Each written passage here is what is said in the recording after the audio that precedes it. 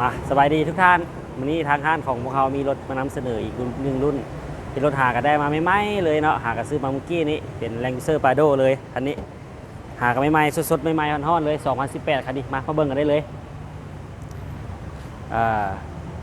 สภาพงามเลยตัวนี้เนาะกระแจขี้เล่กระแจยัง2 ดอกแล้วเดี๋ยวพาเบิ่งรอบๆข้างๆก่อนเนาะ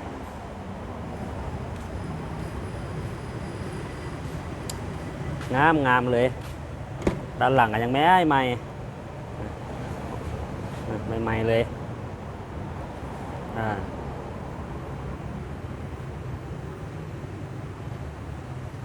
มาไปเบิ่งข้างนั้นเบิ่งดู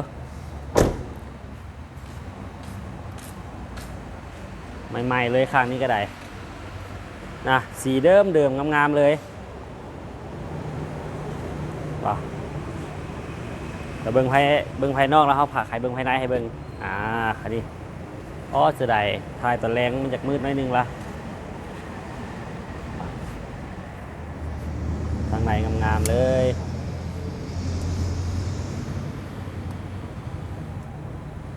เป็นรุ่นท็อปยกสูงต่ำก็ได้มาใหม่ๆสดๆร้อนๆถ่ายให้เบิ่งเลยนั่นละไม้ใหม่เลยคันนี้เพดานกันยังงาม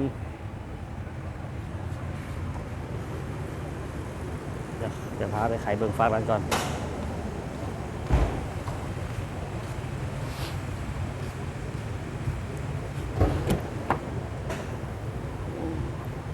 ปึ๊บข้างใน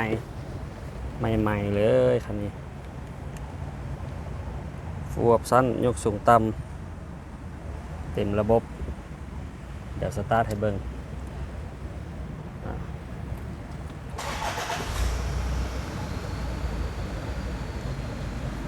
มาเบิ่งห้องจักรน้ำกัน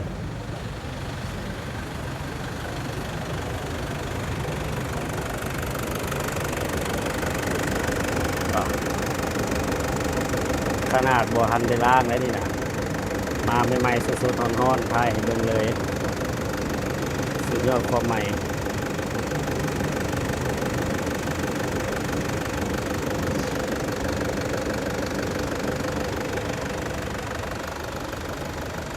สำหรับท่านใดสนใจเนาะสามารถติดต่อสอบถามเขาได้ตามเพจห้างขายรถบุญเพ็งเนาะซื้อขายรถทุกชนิด